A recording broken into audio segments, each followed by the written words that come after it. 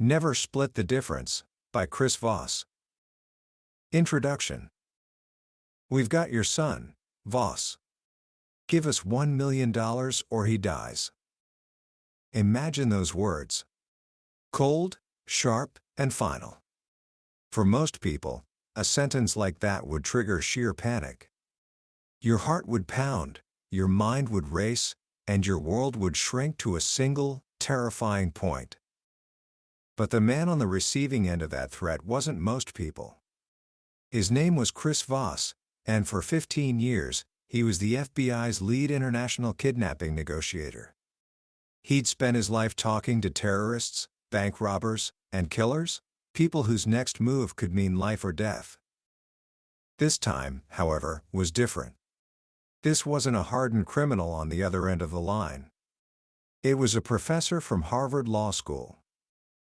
You see, Voss wasn't in a smoke-filled room in the Middle East. He was on Harvard's campus, taking an executive negotiation course to see what the academic world could teach him. The kidnapping was a surprise role-play, a test sprung on him by some of the brightest minds in negotiation theory. They wanted to see what the FBI's top guy was made of. The professor, playing the kidnapper, was expecting a debate. He was expecting a logical argument, a counteroffer, maybe even a plea. He got none of that. Voss took a long, slow breath. He let the tension in the room settle. Then, with a calm, almost curious tone, he looked the professor in the eye and asked a simple question. How am I supposed to do that? The professor paused. His expression, Voss remembers, was like a dog chasing a cat that suddenly turns around and starts chasing him back. The entire frame of the conversation had shifted. It was no longer about whether Voss would pay. It was now about how the kidnapper was going to solve Voss's logistical problems. With that one simple calibrated question, Voss took control of the negotiation by giving the illusion of control to the other side. That single moment captures the revolutionary core of the book we're diving into today, Never Split the Difference. This isn't just another book on negotiation. It's a field guide to human interaction, written by a man who learned its lessons where the stakes were the highest imaginable. What Chris Voss discovered in those life-or-death standoffs is that the keys to successful negotiation aren't found in aggressive tactics or mathematical logic. They're found in a deep, practical understanding of human psychology. Today, I'm going to share the secrets Voss learned in the field. This isn't about becoming a bully or learning to manipulate people. It's about learning to listen in a new way, to understand what people really want, even when they don't know themselves. By the end of our time together, you'll have a set of tools that will not only help you get a better deal on a car or a higher salary, but will fundamentally change how you communicate with everyone in your life, your parents, your teachers, and your friends. You're about to learn how to negotiate as if your life depended on it. Book summary. For decades, the world of negotiation was dominated by one idea, born in the halls of Harvard University. The prevailing wisdom, popularized by the famous book Getting to Yes, was that negotiation was a rational, problem-solving exercise. The goal was to separate the person from the problem, to focus on interests instead of positions, and to find a logical, win-win solution. It was a brilliant theory that assumed one fundamental thing, that human beings are rational actors. But Chris Voss, and his colleagues in the FBI, knew something different. They weren't dealing with business executives in a boardroom. They were dealing with desperate, emotionally charged people in the middle of a crisis. They tried to apply the Harvard method, but it kept failing. As Voss puts it, have you ever tried to find a mutually beneficial win-win solution with a guy who thinks he's the Messiah? It just doesn't work. The FBI had to find a new way. They realized that in the real world, we aren't logical creatures. We are all, to some degree, crazy, irrational, impulsive, and emotionally driven animals. The emotional, instinctive part of our brain, what psychologists call System 1 thinking, is far more powerful than the slow, logical part, System 2. Our feelings, beliefs, and impressions are the main source of our choices. Feeling, they discovered, is a form of thinking. This realization was a game changer. If you could learn to influence someone's emotional state, their inarticulate feelings, you could gently guide their rational mind. Negotiation wasn't a battle of logic, it was a process of discovery, a psychological investigation. The goal wasn't to defeat the other person, but to understand them so deeply that you could help them find your solution, and make them think it was their idea. This new approach, born from crisis, is what Voss calls tactical empathy. It's not about being nice or agreeing with the other person. Empathy isn't sympathy. It's about recognizing and vocalizing your counterpart's perspective. It's listening as a martial art, a way to gain access to the mind of another person. But how do you do that? How do you quiet the voice in your own head, which is so busy planning its next argument, and truly listen to the person across from you? Voss says it starts with a few simple but profoundly effective techniques. The first is called mirroring. It's almost laughably simple. You repeat the last 1 to 3 critical words your counterpart has just said. It's not about mimicking their accent or their tone. It's just the words. Imagine you're buying a car, and the salesperson says, "This is the best price you're going to find." Instead of arguing, you just look at them with a thoughtful expression and say, "The best price I'm going to find?" This simple act does something magical. It's a neurobehavior called isopraxism, where we copy each other to create comfort and bonding. By repeating their words, you signal to their unconscious mind, "Trust me. You and we're alike." Your counterpart will inevitably elaborate, rephrasing what they've said and giving you more information.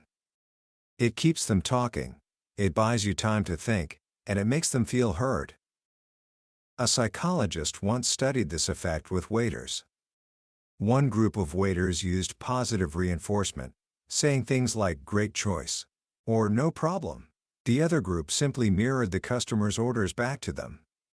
The results were stunning. The waiters who mirrored received tips that were, on average, 70% higher. It's that powerful. The second tool is the tone of your voice. Voss says there are 3 voice tones available to a negotiator, but only 2 you should really use.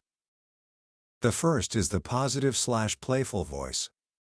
This should be your default. It's the voice of an easygoing, good-natured person. The key, Voss says, is to smile while you're talking. Even on the phone, a smile has a tonal impact that the other person can hear, and it makes them more collaborative and mentally agile. The second, used more sparingly, is the late-night FM DJ voice. You know this voice. It's deep, soft, slow, and reassuring. When you speak with a downward inflection, you're signaling calm and control. It's not a question, it's a statement. It says, "I've got this covered." Voss used this masterfully in a bank robbery in Brooklyn. It was his first major hostage job. After 5 hours of stalled negotiations, Voss took over the phone line. The robber, Chris Voss, was used to the previous negotiator. "Hey, what happened to Joe?" Voss demanded. Instead of getting defensive or explaining, Voss switched into that DJ voice. Deep, calm, and with a downward inflection. "Joe's gone," he said. "This is Chris. You're talking to me now."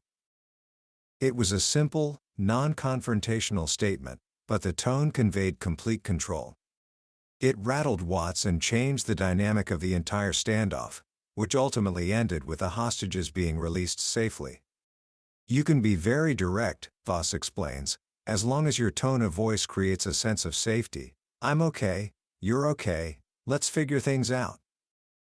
The one voice to avoid at almost all costs is the direct, assertive voice. It signals dominance and control, and it will almost always create pushback. So, with mirroring and the right voice tone, you've created a space for real conversation. You've made the other person feel safe and heard. Now, you can move to the next level of tactical empathy: labeling. Labeling is the act of giving a name to your counterpart's emotion. You're not agreeing with it, you're just acknowledging it. A label almost always begins with the same words. It seems like. It sounds like. It looks like. Notice you're not saying "I think" or "I'm hearing." The word "I" puts people's guard up. But phrasing it as a neutral observation makes them feel understood, and it encourages them to elaborate. This technique is incredibly effective for diffusing negative emotions. In one brain imaging study, researchers found that when people were shown faces with strong emotions, the fear center of their brain, the amygdala, lit up. But when they were asked to simply label the emotion, the brain activity shifted to the rational, thinking parts of the brain. In other words, applying a rational word to a fear disrupts its raw intensity. Voss saw this firsthand in a tense standoff in Harlem. 3 armed fugitives were holed up in an apartment, refusing to communicate. For 6 straight hours, Voss and his team spoke through the door, not with demands, but with labels. "It looks like you don't want to come out," they'd say in that calm DJ voice. "It seems like you worry that if you open the door, we'll come in with guns blazing. It looks like you don't want to go back to jail." For hours, there was only silence. But then, the door slowly opened, and all 3 men surrendered peacefully. When asked why they finally gave up, they all said the same thing: "You calmed us down." By labeling their fears, Voss had made them feel understood, and that feeling of being understood made it safe for them to come out. An even more powerful use of this is what Voss calls an accusation audit. This is where you proactively label every terrible thing your counterpart could say about you before they can say it. Let's say you have to deliver bad news to a client. You could start the conversation by saying, "You're going to think we're incompetent. You're going to feel like we've been dishonest and that we've let you down. You're probably going to think we're not worth the money you're paying us."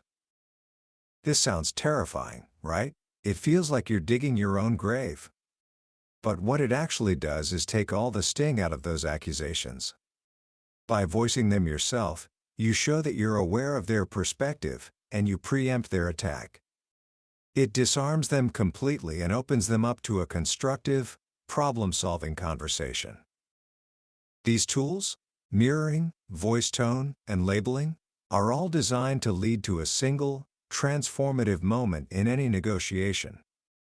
It's not the moment they say yes. In fact, Voss warns us to be very wary of the word yes. Think about it. We've all been trapped by a pushy salesperson or a telemarketer who funnels us down a path of yes questions. Do you like clean water? Yes. Do you want to save money? Yes. Each yes feels like a concession, a step into a trap. Voss says there are 3 kinds of yes: the counterfeit yes, the confirmation yes, and the commitment yes. Most of the time, when someone is pushing you, the yes you give is a counterfeit one. It's just an escape route to make the other person go away. The words you really want to hear are much more powerful. They are, "That's right." "That's right" is the breakthrough. It's the moment you have convinced someone that you truly understand them and their situation. It's an epiphany for them, a moment where they feel a bond of trust. When they say "that's right," they are embracing what you've said as their own truth. The best way to trigger a "that's right" is with a summary. A good summary is a combination of labeling their emotions and paraphrasing the meaning of what they've told you. You are essentially repeating the world according to them back to them, so completely and accurately that the only possible response is "that's right." Voss experienced the incredible power of this during the kidnapping of an American missionary in the Philippines named Jeffrey Schilling. The kidnapper, a brutal terrorist leader named Abu Sabaya, was demanding a $10 million ransom, which he framed as war damages for 500 years of oppression against his people. For months, the negotiation was deadlocked. No amount of logic could get Sabaya to budge from this narrative. Finally, Voss and his team decided to try for a "that's right" moment. He instructed his Filipino counterpart on the phone, a man named Benji, to stop arguing and just listen. Benji spent the next call doing nothing but summarizing Sabaya's entire worldview back to him: the history, the injustices, the anger, the frustration. When he was done, Sabaya was silent for a full minute. Then, he spoke. "That's right," he said. And in that moment, everything changed. From that point forward, the demand for war damages simply disappeared. Sabaya never asked for another dime. The breakthrough didn't come from defeating him, it came from understanding him. This brings us to another of Voss's counterintuitive rules: beware yes, master no. We've been conditioned to fear the word no. It feels like rejection, failure, the end of the conversation. But Voss argues that no is pure gold. No is not the end of the negotiation, it's the start of it. When someone says no, they feel safe. They feel in control. They have protected themselves and maintained their autonomy. And once a person feels safe and in control, they become much more open to listening to what you have to say. An early yes is a counterfeit dodge. A no is the beginning of a real conversation. So, how do you get someone to say no? You can ask a question that prompts it. Instead of asking a potential client, "Do you have a few minutes to talk?" you ask, "Is now a bad time to talk?" A no to that question gives you their full attention. You can even intentionally mislabel an emotion to force a no. If you know a client wants to keep their current supplier, you might say, "So it seems like you're really eager to leave your current supplier." This forces them to correct you. No, that's not it at all. Here's the situation. One of the most powerful uses of no is a simple, one-sentence email that Voss guarantees will never be ignored again. When a potential partner or client goes dark and stops responding to your emails, you send them this: "Have you given up on this project?" This question plays on our deep-seated aversion to loss. People hate to lose something, and they hate to be abandoned.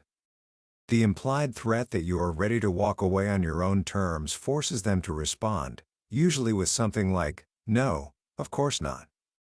We've just been busy." It re-engages the conversation instantly. Now, once you've created this environment of safety and trust, you can start to gently bend your counterpart's reality. This isn't about deception, it's about understanding and using the irrational biases that govern all of our decisions. The first of these is our relationship with fairness. The word fair is one of the most powerful and emotionally charged words in any negotiation. When someone says, "We just want what's fair," it's often a defensive move designed to make you feel like you're being unreasonable and to push you into making an irrational concession. If you find yourself on the receiving end of that, Voss says to pause and say, "I'm sorry. Let's go back to where I started treating you unfairly and we'll fix it." This calmly calls their bluff and reframes the conversation. The best way to use the F word is proactively. Early in a negotiation, you can say, "I want you to feel like you're being treated fairly at all times. So please stop me at any point if you feel I'm being unfair, and we'll address it." This sets you up as an honest, empathetic dealer and builds trust from the start. The next principle is loss aversion.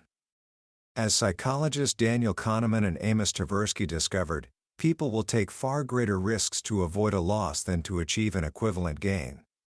A loss stings at least twice as much as a gain feels good. This means that in a negotiation, it's not enough to show your counterpart what they have to gain by agreeing with you. To have real leverage, you have to persuade them that they have something concrete to lose if the deal falls through. You can amplify this by anchoring their emotions. Before you make an offer, you can start with an accusation audit that anchors their emotions in a negative space. Voss tells a story of needing to tell his contractors he could only pay them $500 a day instead of the agreed-upon $2,000. Instead of just giving them the bad news, he started the call by saying, "I have a lousy proposition for you. By the time we get off the phone, you're going to think I'm a terrible businessman." He listed all the negative things they might be thinking. Then, he framed the offer with loss aversion. "Still, I wanted to bring this to you before I took it to someone else." Suddenly, the conversation wasn't about a cut from $2,000 to $500. It was about not losing a $500 a day gig to another guy. Every single one of them took the deal. This leads us to the pinnacle of Voss's techniques, the tool that brings everything together, the calibrated question. These are open-ended questions that are carefully designed to remove aggression and give your counterpart the illusion of control, while you are actually the one framing the conversation. Calibrated questions almost always start with how or what. They avoid closed-ended words like is or does that can be answered with a simple yes or no. The word why is almost always accusatory and should be avoided unless used in a very specific way. The most powerful calibrated question, the one Voss used at Harvard, is some version of "how am I supposed to do that?" Delivered with a deferential tone, it's not an accusation, it's a request for help. It invites the other side to see your problem and participate in solving it. It's a graceful and respectful way to say no while nudging them toward your solution. Another powerful set of calibrated questions revolves around implementation. Remember, Voss says, yes is nothing without how. An agreement is worthless if it can't be implemented. So, you must ask questions like, how will we know we're on track? How will we address things if we find we're off track? By getting them to articulate the how in their own words, you make them feel like the solution is their idea, which makes them far more likely to follow through. Voss saw the incredible power of this in another kidnapping in Ecuador. The family, coached by the FBI, did nothing but ask the kidnappers how questions. How do we know he's alive? How are we supposed to raise that much money? The questions completely stalled the kidnappers. The negotiator had to keep going back to his team in the jungle to figure out how to answer, causing so much confusion and delay that the hostage, Jose, eventually found an opportunity to escape. The how questions didn't just say no, they forced the entire kidnapping team to work in service of the family's goal. This also highlights another crucial point: you're rarely negotiating with just one person. There is always a team on the other side, even if they're not at the table.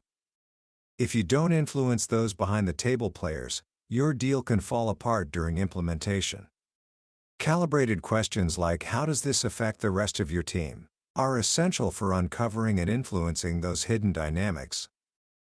Now, what about the actual bargaining, the haggling over numbers? Voss offers a system he learned from a CIA veteran named Mike Ackerman. It's a simple four-step process designed to get you the best price. 1. Set your target price. This is your goal. 2. Make your first offer at 65% of your target price. This sets an extreme anchor that shocks your counterpart and reframes their expectations. 3. Plan 3 raises in decreasing increments. Your next offers will be to 85%, 95%, and finally 100% of your target. The decreasing size of the raises makes your counterpart feel like they're squeezing every last drop out of you. 4. End on a precise, non-round number.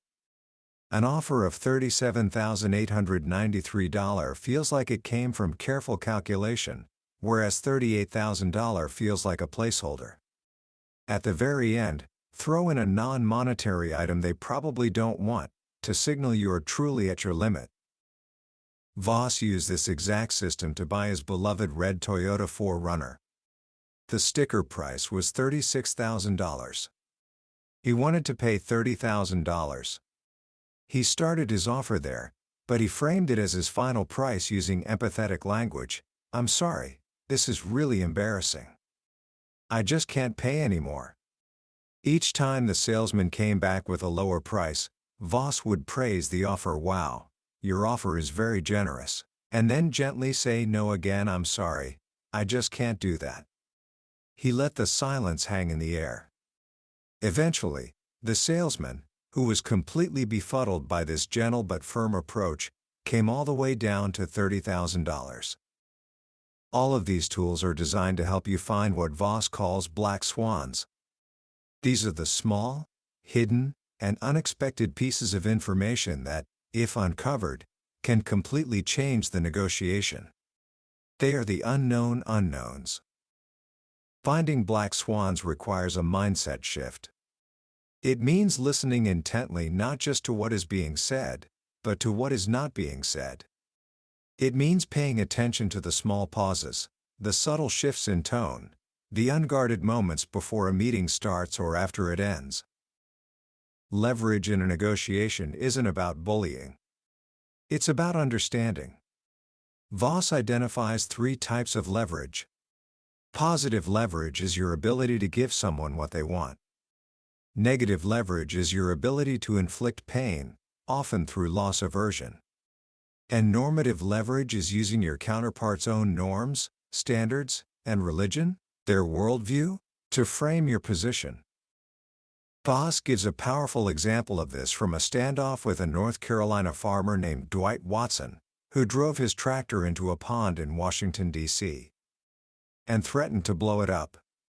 The negotiation was tense, but the team listened closely. They learned he was a devout Christian and an Army veteran with a strong code of honor. One of the agents realized that the next morning would be the dawn of the 3rd day, the day Christians believe Jesus rose from the tomb. She suggested they frame his surrender in those terms: if Christ could come out on the 3rd day, why not him? They offered him this idea. There was a long silence. Then Watson said, "I'll come out." By understanding and respecting his worldview, his religion, they gave him an honorable way out that fit his own narrative. This is the ultimate lesson of never split the difference. It's not about winning in a way that crushes your opponent. It's about recognizing that the person across the table isn't the problem. The unsolved issue is. The person you're negotiating with is your partner in finding a solution. Your job is to lead them there with empathy, with deep listening, and with a genuine curiosity about their world. You have to get over your fear of conflict. Honest, clear conflict is not a battle. It's a path to creativity and resolution. By using these tools, you're not just helping yourself, you're pushing your counterpart to be more creative, to articulate what they truly want, and to become a collaborator in finding a beautiful solution. Commentary. As we step back and look at the landscape of ideas that Chris Voss has laid out for us, what's truly remarkable is how simple, yet profound, his central message is. For all the high-stakes stories of FBI standoffs and international kidnappings, the core of this book isn't about outsmarting terrorists. It's about connecting with human beings.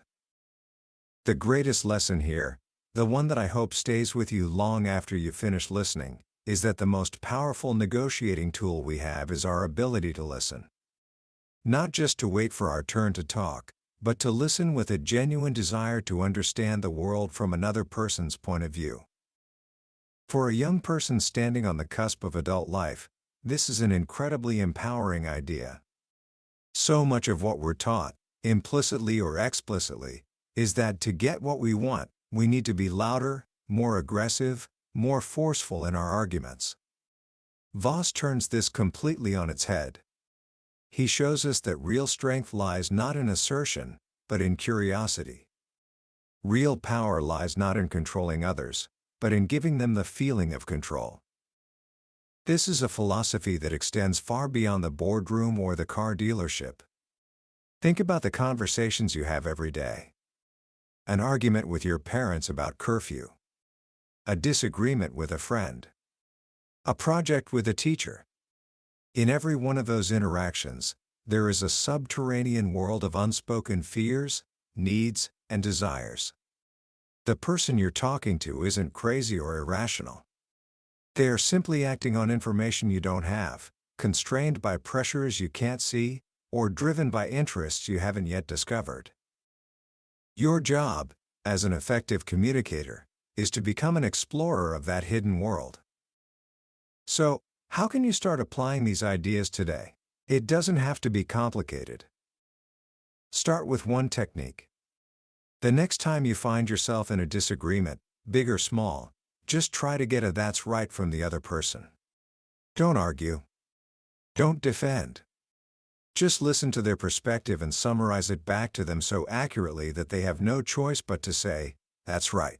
Watch what happens to the energy of the conversation when you do. Or try a calibrated question. The next time you're asked to do something you're not sure about, instead of saying no or "I can't," try a gentle, "How am I supposed to do that?" Frame it as a genuine request for help, and see how it transforms a potential conflict into a collaborative problem-solving session. This approach requires patience. It requires you to bite your tongue when your first instinct is to react. It requires you to put your ego aside and make the conversation about the other person. But the rewards are immense. Because what you're really learning isn't just a set of tactics. You're learning the art of human connection. You're learning that by making other people feel understood, you open the door to influence and collaboration in a way that aggression never can. That was a summary of Never Split the Difference by Chris Voss. We've explored some of the most powerful ideas from the book today, but I have to be honest with you, a summary is like looking at a map of a beautiful country. It can show you the landmarks and give you a sense of the terrain, but it can never replace the experience of actually walking the paths, breathing the air, and discovering the hidden treasures for yourself. The real magic of this book happens when you read it. It's in the quiet moments when a particular story or a simple phrase resonates with you in a way you didn't expect. This summary is your map, designed to help you decide if this journey is one you want to take. If anything we've talked about today has sparked your curiosity, I encourage you to grab a copy. Reading it isn't just learning, it's an experience that can genuinely change the way you see every conversation and every relationship in your life. You can find a link to the book in the description below. Also, if you found this summary valuable and it gave you a new perspective, please take a moment to click that subscribe button. We journey through a new, life-changing book from the billionaire's bookshelf in every episode, and by subscribing, you ensure you won't miss out on the next big idea. Let's keep learning and growing together.